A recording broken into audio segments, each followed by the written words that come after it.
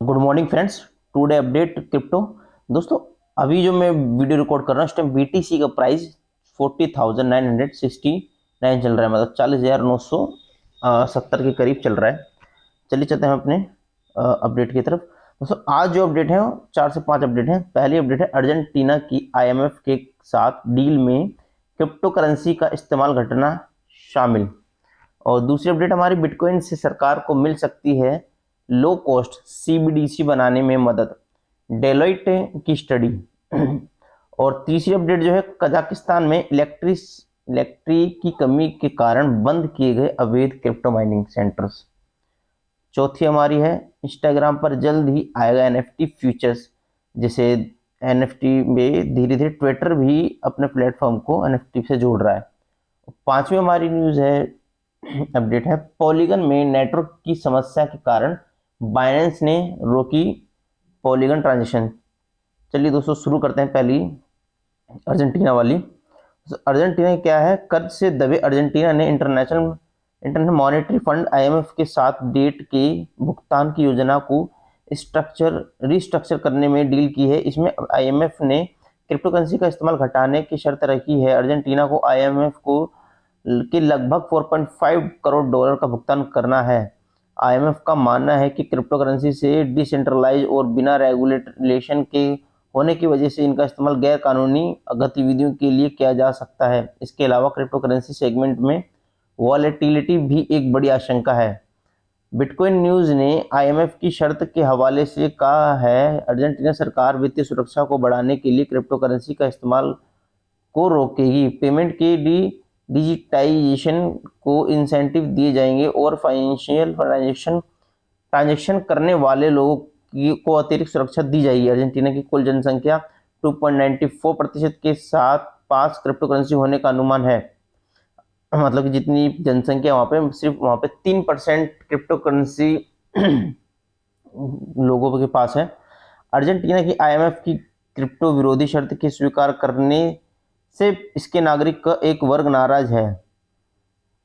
इस सरकारी संगठन बिटकॉइन अर्जेंटीना ने आईएमएफ के साथ डील से पहले इस बारे में सरकार से संपर्क किया था। ऐसी रिपोर्ट की है कि बिटकॉइन अर्जेंटीना ने सरकार को लिखे पत्र में कहा था, हमें ये आशंका है कि अथॉरिटीज पुरानी समस्याओं का समाधान करने की वजह एक ऐसी टेक्नोलॉजी में रुकावट बनने के लिए सहमति दे रही है जिसका देश में काफी इस्तेमाल हो रहा है। मतलब अर्जेंटीना में एक ऐसे वर्ग है जो क्रिप्टो की जो अवैध वेद वो क्या गया, जो इसका आईएमएफ के साथ डील जो हुई है इससे एक वर्ग काफी नाराज है, जिसे सरकार को पत्र भी लिखा है कि इसको रेगुलेट क्यों करा गया है। ठीक है। चलिए दूसरी हमारी अपडेट है जो बिटकॉइन ने सरकार से जो इसको मदद मिल रही सीबीडीसी में, उसको देखते हैं।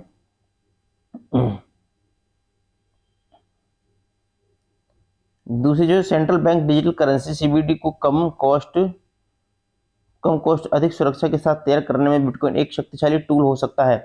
फाइनेंशियल सर्विसेज कंपनी डेलोइट की एक स्टडी में करेंसी के मौजूदा इकोसिस्टम में बड़ा बदलाव करने की जरूरत बताई गई है। बहुत से देशों की सरकारें अपनी सीबीडीसी लॉन्च करने की संभावना तलाश रही हैं। सीबीडीसी से ट्रांजैक्शन तेजी होने और कॉस्ट घटने की उम्मीद है। स्टेट स्पॉन्सर्ड क्रिप्टो करेंसी शीर्षक वाली रिपोर्ट में बिटकॉइन और सरकार की ओर से जारी की जाने वाली सीबीडीसी में कई अंतर बताए गए हैं। इसमें कहा गया है कि सीबीडीसी के साथ सरकार को करेंसी जारी करने के लिए किसी लिमिट का पालन नहीं करना होगा। रिपोर्ट में बिटकॉइन को लेकर कुछ मुश्किलों की जानकारी भी दी गई है। इसमें कहा गया है कि बिटकॉइन का इस्तेमाल बढ़ने पर एंटी मनी लॉन्ड्रिंग और अवैध व्यापार से जुड़े सरकार के नियमों का पालन का पक्का करना होगा। इसके अलावा वैल्यू में उतार चढ़ाव और इस्तेमाल में सुरक्षा जैसी आशंकाएं भी होंगी। रिमोट रिपोर्ट में यह भी बताया गया है कि जल्द सीबीडीसी जारी करने वाली सरकार को अधिक फायदा हो सकता है, क्योंकि इससे उनकी करेंसी का इंटरनेशनल मार्केट में प्रभाव बढ़ने की संभावना है। बहुत से देश सीबीडीसी लॉन्च करने की तैयारी कर रहे हैं। हालांकि इनकी सफलता इस पर निर्भर होगी कि इनका इस्तेमाल कितना बढ़ता है। बिटकॉइन की संभावनाओं पर रिपोर्ट में कहा गया है कि इसमें मौजूदा पेमेंट सिस्टम को बदलाव हो सकता है। इसके पहले से तेज अधिक सुरक्षा बनने के साथ ही इसकी कॉस्ट कम होने की अनुमान है। चलिए चलते हैं, सीबीडीसी ब्लॉकचेन पे काम भी कर रहा है, मैं आपको बता दूं। और तीसरा हमारा जो है कजाकिस्तान से है। कजाकिस्तान की हम आपको न्यूज़ को बता देते हैं। जो इलेक्ट्रिक कमी होने के कारण अवैध जो इसमें माइनिंग सेंटर है वो बंद किए गए हैं। क्रिप्टो माइनिंग में इलेक्ट्रिसिटी की अधिक खपत कजाकिस्तान की मुश्किलें बढ़ा रही है। इस वजह से अथॉरिटी अवैध क्रिप्टो माइनिंग सेंटर्स के खिलाफ कार्यवाही कर रही है।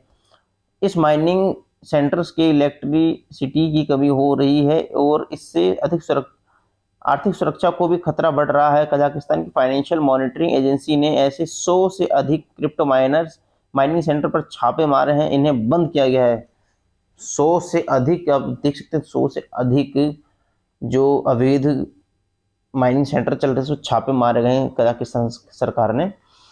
कजाकिस्तान सरकार ने के कजाकिस्तान सरकार के निर्देश के अनुसार क्रिप्टो माइनिंग फर्मों को अपना काम जारी रखने के लिए 19 मार्च तक रजिस्ट्रेशन कराना होगा। सरकार ने ये एक बड़ा बयान में बताया। फाइनेंशियल मॉनिटरिंग अथॉरिटी ने 25 आपराधिक मामले दर्ज किए गए हैं, जिसमें से 25 आपराधिक मामले दर्ज किए गए हैं जिससे कि गलत काम यूज किया गया है इस माइनिंग को। 67,000 से अधिक इक्विपमेंट को जब्त किया गया है।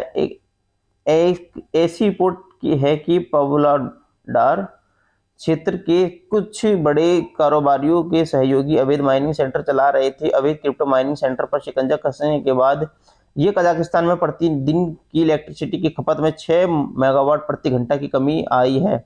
अवैध क्रिप्टो माइनिंग पर नियंत्रण करने और एक कारण यह पक्का करना भी है कि गुप्त तरीके से माइन किए गए क्रिप्टो एसेट्स का इस्तेमाल ऐसी गैर कानूनी गतिविधियों के लिए किया जाए जिससे कजाकिस्तान की आर्थिक स्थिरता को खतरा हो। मतलब कुछ लोगों ने इसलिए इसको माइनिंग किया गया है चोरी छुपे कि इसे कजाकिस्तान की जो मतलब कजाकिस्तान को खतरा, आर्थिक खतरा हो। मतलब एक कजाकिस्तान की सरकार का कहना है। माइनिंग कहना है क्रिप्टो माइनिंग और क्रिप्टो एसेट्स के सर्कुलेशन के लिए पर्याप्त रेगुलेशन नहीं होने के फाइनेंशियल सिस्टम और नागरिकों की सुरक्षा को बड़ा खतरा है। क्रिप्टो करेंसी का इस्तेमाल आतंकवादी गतिविधियों की फंडिंग, हथियार और ड्रग्स खरीदने के लिए हो सकता है। मतलब साफ साफ तौर पे कहा गया सरकार ने कि इसमें आर्थिक सुरक्षा भी को खतरा है और क्रिप्टो जो हथियार लाने या आतंकवाद को मदद करने के लिए इसमें जो है काफ़ी खतरा बढ़ सकता है। इसलिए कजाकिस्तान ने काफ़ी छापे मारे हैं, जैसे कि मैंने बताया आपको। चलिए चलते हैं इंस्टाग्राम पर जो मार्क जुकरबर्ग ने बयान दिया है एनएफटी लाने का। ट्विटर भी अब धीरे धीरे अपने आप को मतलब पूरा फॉलो कर रहा है, धीरे प्लेटफॉर्म को एनएफटी में कन्वर्ट हो रहा है धीरे धीरे। ऐसे ही हाल ही में इंस्टाग्राम पर जल्द non fungible token NFT feature मिल सकता है। एक हालिया कॉन्फ्रेंस में मार्क जुकरबर्ग ने यह खुलासा किया। ध्यान रहे कि इंस्टाग्राम का मालिकाना एक मेटा के पास है, जिसे पहले फेसबुक के नाम से जाना जाता था। जुकरबर्ग इसी के सीईओ हैं। कहा जा रहा है कि नॉन फंजिबल टोकन जैसा फीचर लाने में इंस्टाग्राम ट्विटर को फॉलो करेगा। इंस्टाग्राम ट्विटर को फॉलो करेगा जब एनएफटी आएगी तो नॉन फंजिबल टोकन। तो इसका मतलब ट्विटर पहले से ऑलरेडी एनएफटी में उतरा हुआ है, वो अपने अपने प्लेटफॉर्म को धीरे धीरे एनएफटी में कन्वर्ट हो रहा है इसके, और शुरू कर दिया। मतलब इससे डिजिटल कलेक्शन होल्ड करने वाले लोग अपनी वर्चुअल संपत्ति का प्रदर्शन कर सकते हैं। एनएफटी डिजिटल एसेट्स होते हैं जो लोग features, food items, cartoon, games, Meta creators समेत कई चीज़ों से प्रेरित होते हैं। अमेरिका के टेक्सास में साउथ वेस्ट कॉन्फ्रेंस में बोलते हुए मार्क जुकरबर्ग ने इंस्टाग्राम की एनएफटी योजना के बारे में बात की। कोइन टेलीग्राफ ने अपनी रिपोर्ट में बताया कि जुकरबर्ग ने कहा कि इंस्टाग्राम यूजर्स आने वाले महीनों में ऐप पर अपने खुद के एनएफटी की उम्मीद करेंगे। हालांकि इस फीचर को कब तक लॉन्च किया जाएगा इस बारे में अभी तक कुछ नहीं बताया गया है। अभी कुछ नहीं बताया गया कोइन टेलीग्राफ पे, मतलब कि रिपोर्ट दी है कि मार्क जुकरबर्ग जल्द ही इसको एनएफटी में कन्वर्ट करेंगे। इससे लोग इंस्टाग्राम पे एनएफटी आ जाएगी तो लोग भी अपने एनएफटी द्वारा काफ़ी काम कर सकते हैं, उसको फ्यूचर मिल सकते हैं वो बेनिफिट भी। लेकिन अभी डेट नहीं बताई, खाली एक अनाउंसमेंट कर दिए गए हैं। अब तो चलते हैं अपनी पॉलीगन की तरफ। जो पॉलीगन ने इसकी पॉलीगन की जो ट्रांजेक्शन रोकी है बाइनांस ने किसी कारण पे, हम उसको बात करते हैं। जो इशू आया एरर, क्रिप्टो प्लेटफॉर्म पॉलीगन में नेटवर्क की समस्या आने की रिपोर्ट है। इस वजह से क्रिप्टो एक्सचेंज बाइनेंस ने इस प्लेटफॉर्म की सभी ट्रांजैक्शन को अस्थायी तौर पर रोक दिया है। पॉलीगन में जो ट्रांजेक्शन की वो जो नेटवर्क एरर आ रहा है, तो बाइनेंस ने इसकी ट्रांजेक्शन पॉलीगन की रोक दी है। बाइनेंस की वेबसाइट पर बताया गया है कि पॉलीगन नेटवर्क के लिए डिपॉजिट और विड्रॉल को रोका गया है, हालांकि इसके लिए कोई कारण नहीं बताया गया है। एक्सचेंज ने इस समस्या को दूर करने के लिए पॉलीगन की टीम के साथ काम करने का दावा किया है। हालांकि पॉलीगन का कहना है कि इसका नेटवर्क ठीक काम कर रहा है। इसके साथ ही उसने बताया कि बाइनेंस अपने नोड्स को अपग्रेड कर रहा है और इसके लिए ब्लॉक डेटा को सिंक किया जा रहा है। इस वजह से एक्सचेंज ने डिपॉजिट और विड्रॉल को रोका है। इससे पहले 11 मार्च को पॉलीगन के नेटवर्क में एक अपग्रेड के बाद समस्या आई थी। पॉलीगन ने कहा था कि इसका कारण अपग्रेड के दौरान एक बग हो सकता है। इससे पहले जो समस्या आई थी वो 11 मार्च को आई थी। मतलब पॉलीगन का कहना है कि ये हमारे मतलब हमारा नेटवर्क सही चल रहा है, इसमें कोई कमी नहीं है। ये फ्यूचर जो बाइनांस का जो प्लेटफॉर्म है उसी को अपग्रेड किया जा रहा है। इससे पहले हमारे में 11 मार्च को आई थी, तब भी हम एक अपग्रेड हुआ था बाइनांस में, तो भी उसी की वजह से हुआ था। और अब भी वो इस पे दावा कर रहा, पॉलीगन दावा कर रहा है कि हमारे नेटवर्क में कोई इशू नहीं, हमारी टीम ने लगी हुई है, जांच रही है, खोज रही, कुछ भी नहीं निकला।